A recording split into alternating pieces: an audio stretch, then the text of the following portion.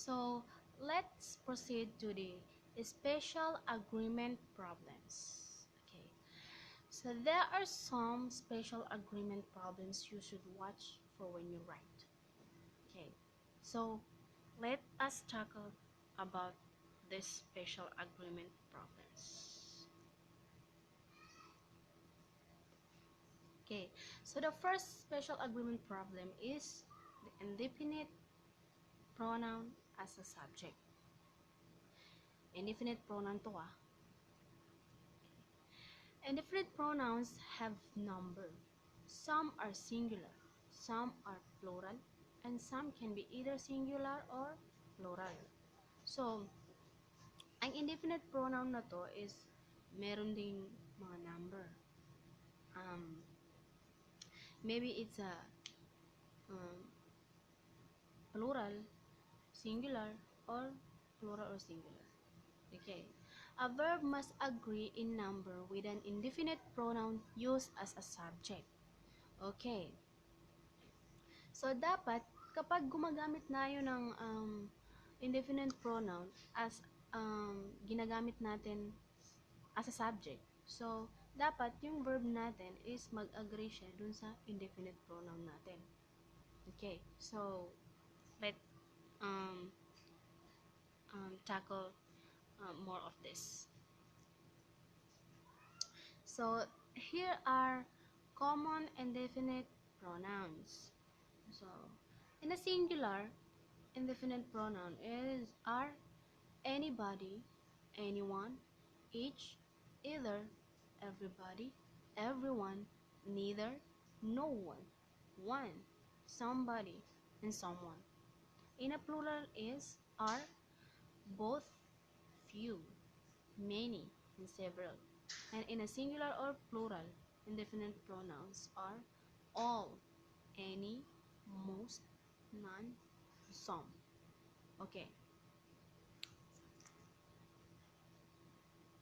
A singular verb agrees with a singular indefinite pronouns, and a plural verb agrees with a plural indefinite pronouns. Okay. So, kapag ang indefinite pronoun natin is singular, so dapat mag-agree ang verb natin, which is singular verb. So, kapag naman plural indefinite pronoun natin, so, ang verb natin ay dapat plural din. Okay. So, let us see some example. In a singular indefinite pronoun is either of the cars is a bargain. So, ang indefinite pronoun natin dyan is either. So, our verb is.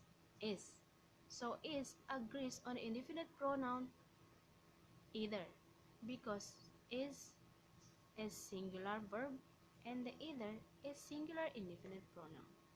Okay. So, in a plural, both of my umbrellas have holes in them. Okay. So, have agrees on the plural indefinite pronoun both. Okay. The number of an indefinite pronoun and the last group in the box is determined by the object of the preposition that follows the pronoun. Okay. So, for example, in a singular or plural, most of my report is finished. And the other one is most of the deviled eggs were eaten. So, ang singular or plural indefinite pronoun is nakabase siya sa kung paano siya gamitin in a sentence. Okay? So, kapag ang indefinite or singular or plural indefinite pronoun is nagpapahiwatig ng maramihan. So, ang verb natin ay dapat plural. So, kapag naman individually lang is or isa lang ang pinapahiwatig ng ating singular or plural indefinite pronoun. So, our verb in a sentence must be a singular. Okay.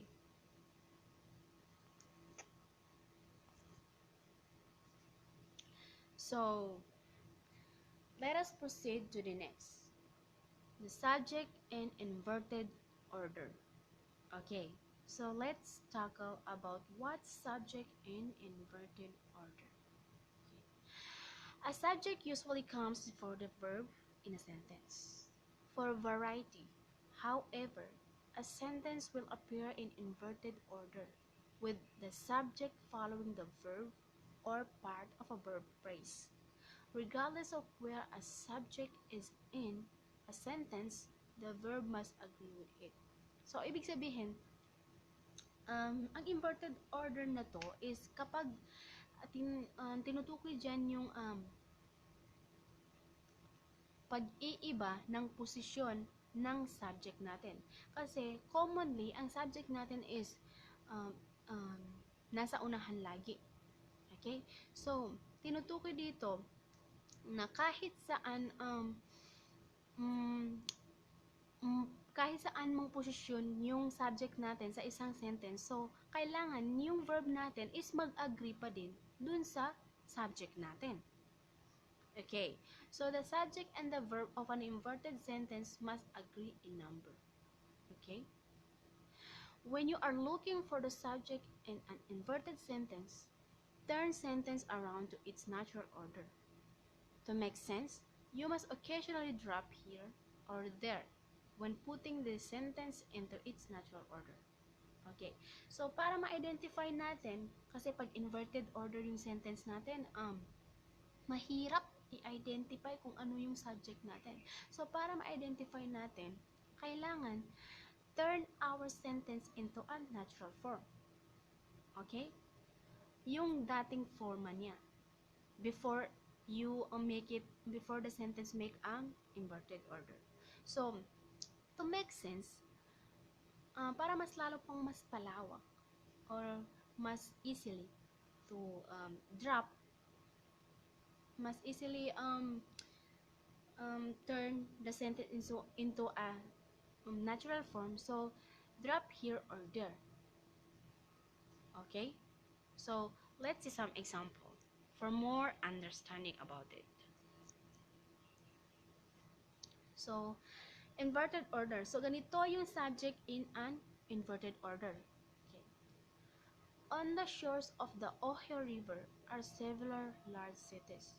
So, the several large cities, so we turn it into the natural form.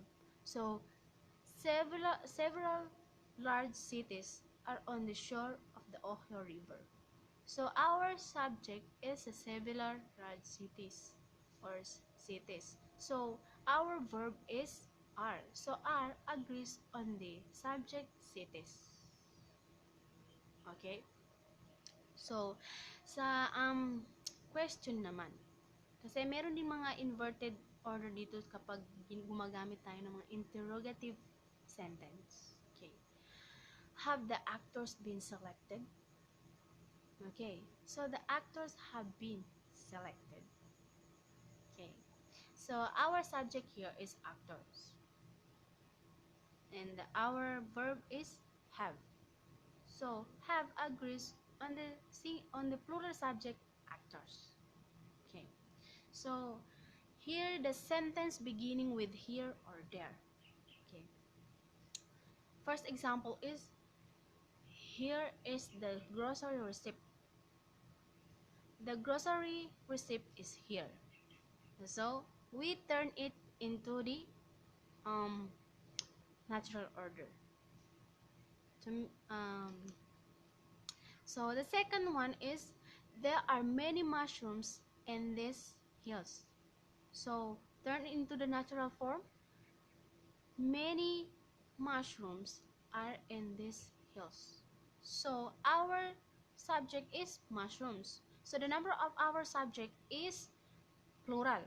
So, our verb must be a plural. Kaya, ang verb natin is are.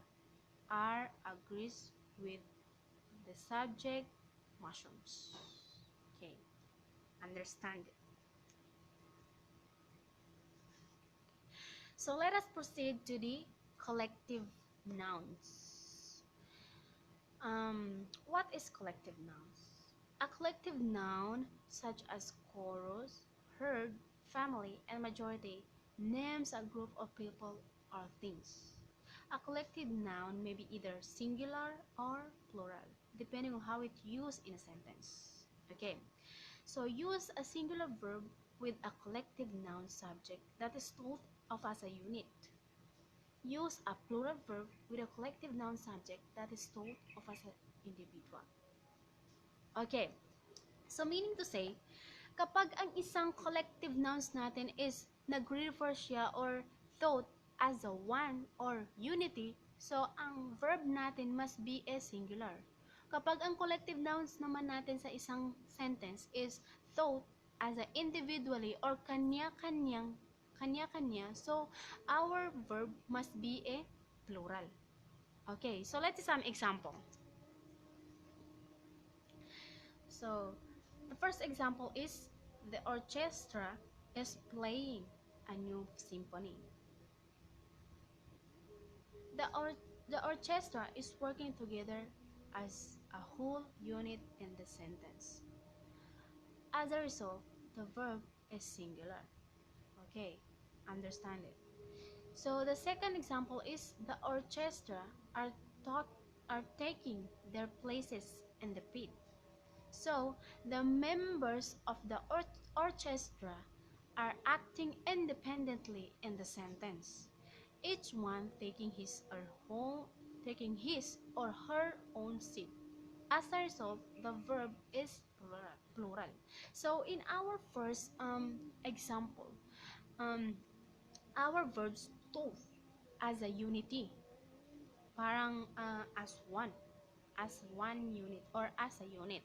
So, kaya ang verb natin is singular kasi kapag ang collective noun natin is thought as a unit, so our verb must be a singular. Okay? So, is agrees with the collective noun orchestra. Yeah. So, in our second example, our verb is are. Why? Because we use orchestra individ the meaning of our collective noun in the sentence is individually, kanya-kanyang gumagawa. Yung every member or each members of the orchestra is individually or independently acting. Okay? Kanya-kanyang gumagawa ng acting nila. As a result, the verb is plural. So, are agrees on the collective noun orchestra.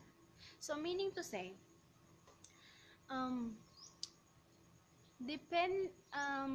collective noun is depende kung anong meaning or depende kung paano siya gamitin in a sentence. Okay? To make our verb agree on it. Okay? So, dapat i-identify natin or pag-iisipan natin kung paano ba ginamit ang isang collective noun sa sentence bago natin lagyan ng verb. Okay? So, next one. So, the other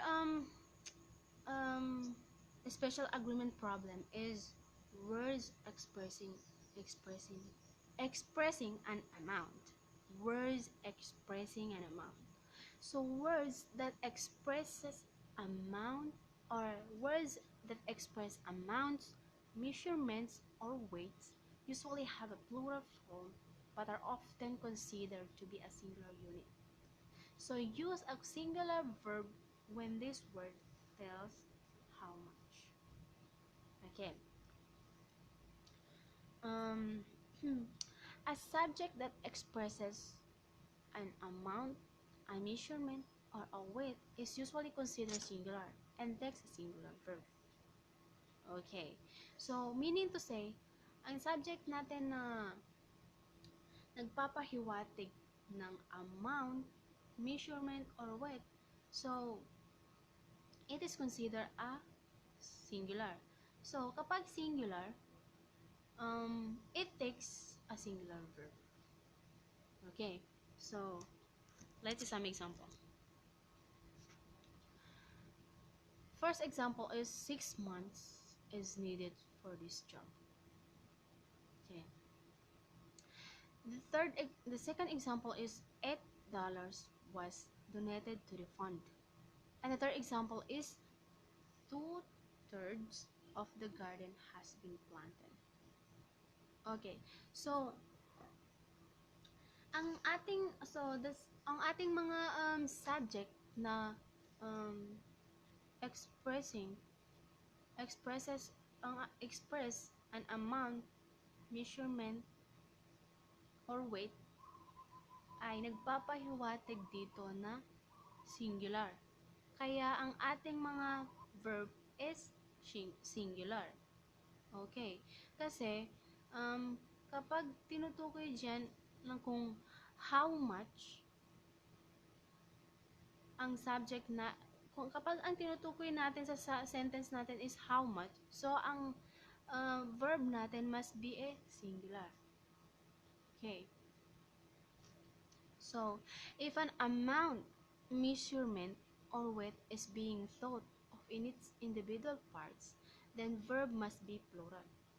Use a plural verb when this word tells how many. Okay. So, for example, 6 months have passed quickly. So, 6 months. So, in our first sentence, talks about how many. So, how many months have passed quickly? So, 6 months. Okay. In the other example, $8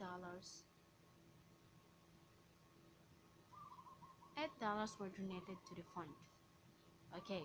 So, how many money or how many dollars were donated to the fund? So, $8.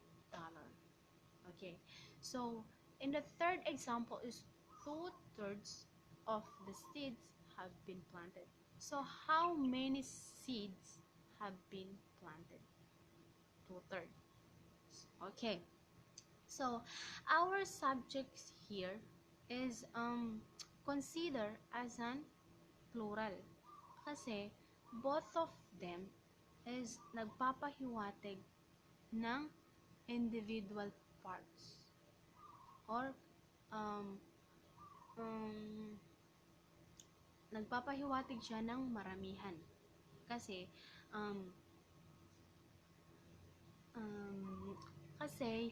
um, kapag ang tanong dyan is how many, hindi how much. So kapag how many, so our verb must be a plural. Okay, so next one, the number of, a number of. Okay. Although these expressions are very similar, one takes a singular verb and one takes a plural verb. So, paano naman natin gagamitin ang the number of at saka a number of? So, sa the number of and a number for, ang isa dyan is ginagamit pang singular at ang isa naman is ginagamit pang plural. So, use a singular verb with the number of and plural verb with a number of. So, the number of is yan yung nagpapahiwatig ng singular. So, at ang a number of is yan naman yung nagpapahiwatig ng plural. Okay, so let's see some example. The number of women scientists has increased greatly over the past 25 years. So, singular siya. Kasi, gumamit tayo ng the number of. Okay. So, in the second example, a number of strange lights were noticed in the sky last night. So, plural siya. Kasi, a number of is nagpapahiwatig ng plurally. Okay. So, next one. Singular noun that have a plural form. So, ito na yung mga ibang mga noun na plural kapag siya plural form but singular in meaning. Okay. Some words look plural because they ends in s. Exactly. They are singular, however, because they name single things such as one type of disease or one area of knowledge. Following are some examples. So here are some examples. The noun usually singular. Civics, economics, gallows, gymnastics, mathematics, measles, molasses, mumps, news, physics, social studies, and social studies. Okay, so all of that plural look like plural forms, but singular in meaning. Okay, so next, use a singular verb with certain subject that are plural in form but singular in meaning. So kapag ganyang mga subject natin na mukhang plural but ang meaning nila is singular, so ang verb natin must be a singular. For example, gymnastics is my favorite form of exercise. So our subject is gymnastics. So gymnastics form is plural. So wag natin pagbasihan ang kanyang form, kundi yung meaning niya. Kasi ang gymnastics is considered as an singular. So kaya our verb is. Is agrees with the subject gymnastics. Okay. Other one example is mumps is a every uncomfortable illness. Okay. So mumps is our verb or our subject. So it consider as an singular at a singular. Singular meaning siya. Kaya ang verb natin is. Is agrees with our subject mumps. Okay. There are similar words, however, that are usually plural, and some others that can be either singular or plurals, depending on how they are used in a sentence. Since it is difficult to tell what's number these words are by looking at them, it is always best to check the dictionary. Okay, so here are some usually plural. Ito naman yung mga nouns na usually plural in forms and plural in meaning. So, kapag ganitong mga words, kailangan nating tingnan ito sa dictionary. We must best to check the dictionary. Kasi magkakamali tayo. Kasi may mga noun din naman, sinabi ko kanina, na plural in form but singular in meaning. Okay. So, meron din naman mga nouns na plural at singular. Ito ay ang acoustics, athletics, headquarters, and politics. So, ang ganitong uring ng nouns naman is nakadepende siya sa kung paano siya gamitin in a sentence. Okay. So, for example, the pliers are rusted. So, plural siya. Kasi nga, consider siya as usually plural, ang pliers. So, are agrees with the plural verb, plural subject, pliers. Okay. The next example is politics is usually a controversial subject. So, our subject is considered as a singular kasi ang tinutukoy diyan is the science of government. Okay? So, in a third example, politics are on his mind day and night. Okay. So, ang subject natin sa third example is considered as a plural.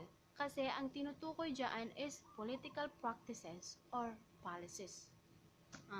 So, ang mga words na singular or plural is nakadepende sa kung paano siya gamitin in a sentence. So, um, doon dapat dapat mag-agree yung verb natin. Alright. So, note, when a word that is usually plural is preceded by pair of, the verb is singular because it agrees with a singular noun pair. Okay, kapag ang isang sentence naman or isang subject naman is um, merong naka dugtong na salita na pair of. So our verb must be a singular. Kasi yung verb natin is nakadepende or nakafocus siya dun sa salitang pair. Hindi dun sa, kahit na ang subject natin is plural, kung ang kung nadugtungan siya before the subject ng kung nadugtungan ng pair of before the subject, so our verb must be a singular. For example, in a plural, your slacks are pressed. So, slacks is plural. So, our verb must be a plural. So, R agrees with the slacks. Kasi, bakit ganun ang nangyari? Bakit ang plural natin is bakit ang verb natin is plural? Kasi nga walang salitang pair of. Unlike sa singular, unlike sa next example. Your pair of slacks is pressed. So, andun na si pair. Andun na si pair. So, kapag ganyang mga sentence, ang gagamitin nating verb is singular. Kasi, yung verb natin is nakabase doon sa salitang pair. Kahit na ang subject natin is slacks or plural. Okay. So, hope you understand. Next one. Doesn't and don't. So, paano naman gamitin ang doesn't and don't sa sentence na mag-agree siya sa subject natin? Okay. So, doesn't and don't are contraction. So, tinatawag na contraction ang doesn't at saka don't. To avoid a mistake, always say the two words of a contraction separately when checking for agreement with the subject. Also keep in mind which contraction are singular and which are plural.